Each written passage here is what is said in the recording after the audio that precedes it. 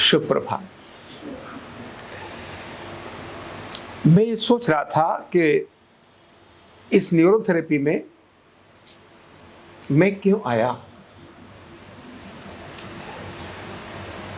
तो इलेक्ट्रॉनिक्स की पढ़ाई करने के बाद जब मैं प्रचारक बना संघ का 11 साल, उसके बाद उसी समय पर जिस तरह से विद्यालयों में जाता था और जैसे अध्ययन करता था, उसमें से एक चीज समझ में आती थी कि जब से हमारे देश के अंदर अंग्रेज आए, हमारा वो जो महान ज्ञान विज्ञान था, जो प्राचीन जो हमारे ग्रंथ थे, जिनके अंदर जितनी भी आज जो चीजें दिखाई देती हैं सब उन्हीं ग्रंथों के अंदर है, हमारे वेदों में है, हमारे पुराणों में है। तो वो वेद और पुराणों को तो नहीं जानते थे, लेकिन उनके प्रभाव को जानते थे और इसीलिए उन ग्रंथों को अपने देश में ले गए। और जब वहां ले गए तो उन्हें वो समझ में नहीं आया, तो उसको समझने के लिए भारत के भी ऐसे ज्ञानवान लोग जो उनके ज्ञाता थे, जो उनके मर्मज्ञ थे, उनको उन्होंने अपने यहां ले लिया, उनको लालच देकर, लोभ देकर, कुछ भी ऐसा करके, और वो उनको भी अपने यहां ले गए।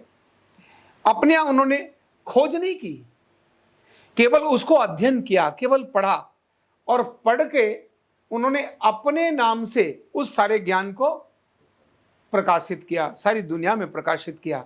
और कहीं पर तो उन्होंने अपना ठप्पा भी लगा दिया कि ये पेटेंट हमारा है। जैसे गुरुत्वाकर्षण का जो सिद्धांत है वो भारत ने दिया, जिसको प्रमेय पाइथागोरस का नाम प्रमेय जो है वो भारत ने दी। जहाज उड़ाने की टेक्निक ये भारत ने दी। ये बंबई के थे वो बच्चे जिन्होंने, जो युवक जिन्होंने यहां पर प्रयोग किया था, वो भारत की थी, लेकिन वो उसको ले गए। ऐसे ही अनेक सारी चीजें भारत की अपने यहां लेकर, उनको पढ़ करके उन पर कोई अनुसंधान नहीं, उन्हीं पर उन्होंने, क्योंकि बहुत ऑलरेडी रिसर्च तो थी, उनको लेकर। जैसे वायरलेस बेतार का तार, अब वो मार्कोनी ने नहीं किया था, जगदीश चंद्र बसु ने किया था, जगदीश चंद्र बोस ने किया था, और उनके रिसर्च को उन्होंने अपने यहां लेकर उस पर ही मोहर लगा ली कि जो वायरलेस है उसका आविष्कार, रेडियो का आविष्कार वो हमने किया है। और क्योंकि उस समय पर उनका प्रभाव था और भारत एक लंबे समय से गुलाम था, और भारत में कभी ये सोच भी नहीं रही कि किसी भी चीज को अपने नाम से पेटेंट कराया। नहीं, अगर रही होती तो शायद 0 भारत करा लेता, 0.0 को भारत करा लेता। ये बात मेरे अंदर बड़ी कचोटती थी, अंदर मतलब चुभती थी कि यार हमारा इतना अद्भुत ज्ञान विज्ञान। मैं खुद भी अपने पिताजी को देखता था, उनके भी मंत्रों की चीजें थी, लेकिन उन सब चीजों में से वो जो अपने पास ले गए और प्रकाशित कर दिया, और हमारी चीजें जो थी उनको मैं कह दिया कुछ नहीं है, बेकार है, ऐसा बोल दिया। तो ये मन के अंदर एक बड़ा तड़प होती थी, एक बड़ा कष्ट होता था। उसी समय न्यूरोथेरेपी के बारे में मुझे पता चला, और पता चलने के बाद डॉक्टर मेहरा जी के बारे में भी पता चला, और तब आपको ध्यान होगा कि मैं फिर उनके पास गया। संघ के अधिकारी थे, उन्होंने कहा जाओ वहां देखो।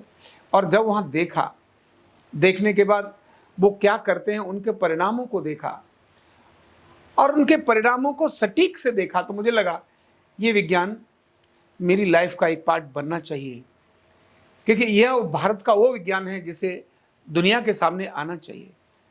और फिर उनके साथ रहकर पूरे श्रद्धा से, पूरे समर्पण से, पूरी लगन से, एक जो भी एक शिष्य के, अच्छे शिष्य के नाते से आवश्यकता है, उस सारी प्रक्रिया के साथ मैंने उनसे उनकी बारीकियों को सीखा। सीखने के बाद केवल सीखने तक ही मैं रहा नहीं, उन्हीं तक नहीं रहा, उसके अलावा फिर मैंने अनेक सारे ग्रंथों का अध्ययन शुरू किया।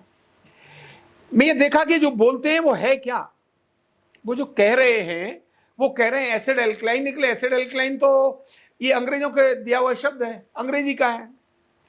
न्यूरोथेरेपी कह रहे हैं, न्यूरोथेरेपी तो अंग्रेजी का शब्द है ये, लेकिन जो कर रहे हैं ये वैदिक है, जो परिणाम दे रहे हैं वो वैदिक है। तो आखिर वो वेदों में, ग्रंथों में वर्णन कहाँ है, ये मेरे अंदर बहुत बड़ा एक प्रश्न आने लगा।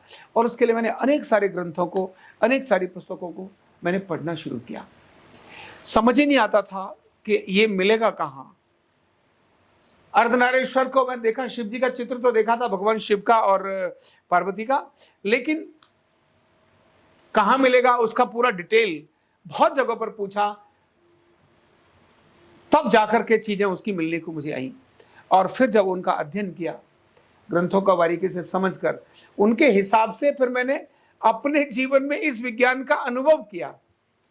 अर्धनारीश्वर के हिसाब से, नाभि के हिसाब से जब उसको किया तो ये करने में अपने आप में एक बहुत बड़ा चैलेंज था। क्यों चैलेंज था? क्योंकि सरकारी मान्यता नहीं थी, लोग तो स्वीकार करते नहीं थे, और जब स्वीकार नहीं करते थे तो हम किसी को बताना चाहें तो लोग सुनने के लिए तैयार नहीं होते थे। वो कहते थे भाई कहाँ से तुमने पढ़ा है, उसका जरा लेकर आओ, तुमने कहाँ से सीखा है वो बताओ। तो लेकिन गुरुजी के पास भी तो कोई सर्टिफिकेट नहीं था। तो एक बहुत बड़ा चैलेंज था। इसको अध्ययन करना एक समय मांगता था, मेहनत मांगता था। अब मेहनत और समय अगर इसके लिए चाहिए तो फिर आप आजीविका भी चाहिए। तो बहुत बार ऐसी स्थिति भी आती थी कि घर के अंदर खाने पीने की चीजें भी नहीं होती थी। ये बड़ा अजीब, मतलब वो वाला वक्त बता रहा हूं। और आर्थिक संकट भी उस समय पर आया था, क्योंकि मैं तो प्रचारक से वापस आया था। घर मेरा बेशक पैसे से संपन्न होगा, लेकिन मैं अपने इस सारे काम में डूबा हुआ था और लगा हुआ था।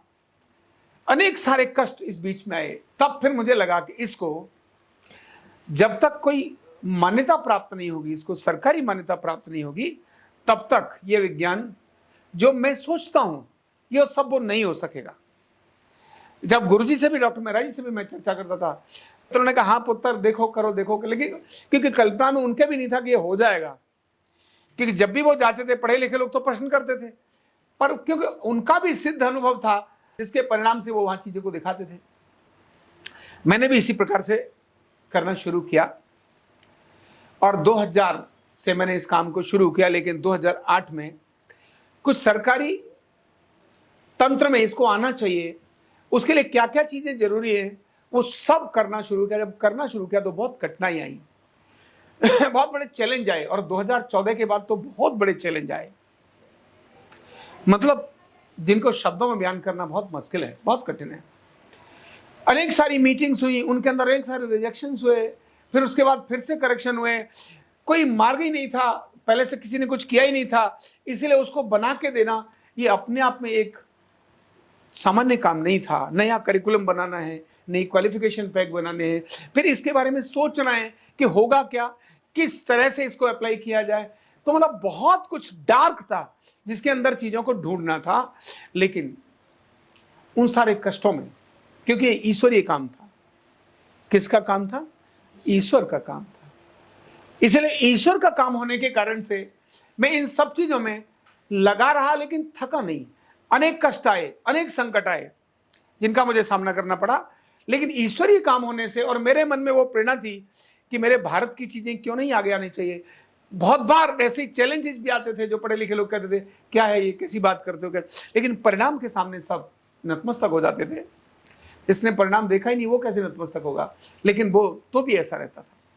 और ऐसी प्रक्रिया होकर 2008 से काम शुरू किया। 2008 से लेकर जो सरकारी प्रक्रिया शुरू की, वो सरकारी प्रक्रिया उस ईश्वर की कृपा से 2019 में सफल हुई। और 2019 के अंदर जो पहली सफलता मिली, उसके बाद फिर दूसरी सफलता की तरफ चले कि ये भारत सरकार से मान्यता होने के बाद अब इसको उच्च शिक्षा का पाठ भी बनना चाहिए, क्योंकि ये भारत का बहुत अद्भुत विज्ञान है, वो अद्भुत ज्ञान है जिसको हम अर्धनारीश्वर की बात करते हैं। ये भारत का बहुत अद्भुत विज्ञान है जो भारत की सारी चिकित्साओं में अपने आप में अनुपम है, जहां न मशीन है, न दवा है, न साइड इफेक्ट है, कुछ भी नहीं है, लेकिन विज्ञान है। तो इसको प्रूव करने में ग्रंथों को जो साथ लिया, ग्रंथों को जो सहारा लिया, उसके कारण सरकार ने उसको मान्यता दी। और आज वह उच्च शिक्षा का यानी डिग्री का पाठ भी बना। ये एक बहुत बड़ी बात होगी। तो इसमें मुझे कभी लगता है कि मेरे पूज्य पिताजी, जो भी मेरे गुरु थे, उन्होंने भी मुझे सबसे पहली आरोग्य की शिक्षा तो उन्होंने ही मुझे दी मंत्र के रूप में, और उसके बाद में मेरे पूज्य गुरु डॉक्टर लाइफ मेहरा जी, मैं सोचता हूँ वो जहाँ भी होंगे वो अपनी ब्लेसिंग ही देते होंगे।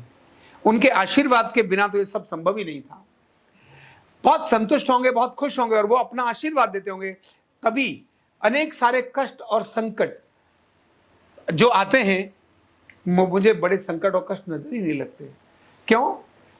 एक उसी प्रेरणा से मेहनत करते रहते हैं और आगे चलते चले जाते हैं। तो वह जो अपना देश जिसके ज्ञान विज्ञान को डूबा पड़ा था, या न्यूरोथेरेपी जैसा आरोग्य, इसको अर्धनारीश्वर चिकित्सा, इसका हिंदी नाम अर्धनारीश्वर चिकित्सा, अंग्रेजी में वेलनेस न्यूरोथेरेपी कहते हैं, क्योंकि वेलनेस न्यूरोथेरेपी वेदों में तो नहीं है, वेलनेस न्यूरोथेरेपी किसी ग्रंथ में तो नहीं है। गुरुजी ने, डॉक्टर मेहराज जी ने जब इसको किया तो कुछ लोगों ने कहा इसको न्यूरोथेरेपी रख लो, न्यूरोथेरेपी रख लो, तो न्यूरो मतलब ब्रेन, ब्रेन ब्रेन तो न्यूरोथेरेपी रख दी। पर उन्होंने भी, लोगों ने कहा इसीलिए रख दी, वास्तविक नाम तो इसका न्यूरोथेरेपी नहीं था, वास्तविक नाम इसका अर्धनारीश्वर चिकित्सा ही था, जिसको एसिड एल्कलाइन को बैलेंस करके हम आगे लेके जाते थे।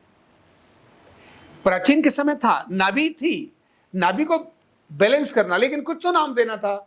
जैसे उन्होंने पैनक्रियाज के लिए पेन दे दिया, गॉल दे दिया, स्प्लीन दे दिया, ऐसे नाम दे दिए, लेकिन वो नाम, या अभी हम N1, N2, N3, N4 कहते हैं, ये नाम N1, N2, N3 ये अलग चीज हो सकती है, लेकिन वैदिक विज्ञान, ये वैदिक विज्ञान था, उसको प्रूव करके उच्च शिक्षा में लेके जा रहे हैं।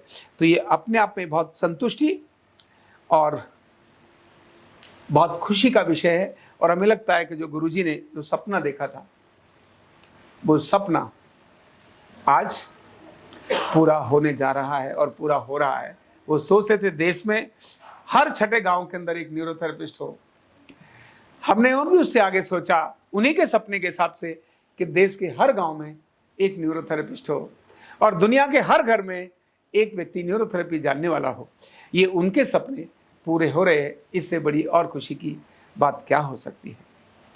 बहुत बहुत धन्यवाद। न्यूरोथेरेपी का कंप्लीट कोर्स सीखने के लिए जुड़िए हमारे ऑनलाइन ट्रेनिंग प्रोग्राम से और जानिए करीब 100 बीमारियों का इलाज बिना दवा और बिना मशीन के। इस न्यूरोथेरेपी ऑनलाइन ट्रेनिंग प्रोग्राम से आप घर बैठे बन सकते हैं गवर्नमेंट सर्टिफाइड न्यूरोथेरेपिस्ट। रजिस्ट्रेशन के लिए नीचे दिए गए नंबर पर अभी कॉल करें और हाँ, हमारे वीडियो को लाइक करना, शेयर करना और चैनल को सब्सक्राइब करना बिल्कुल भी ना भूलें। धन्यवाद।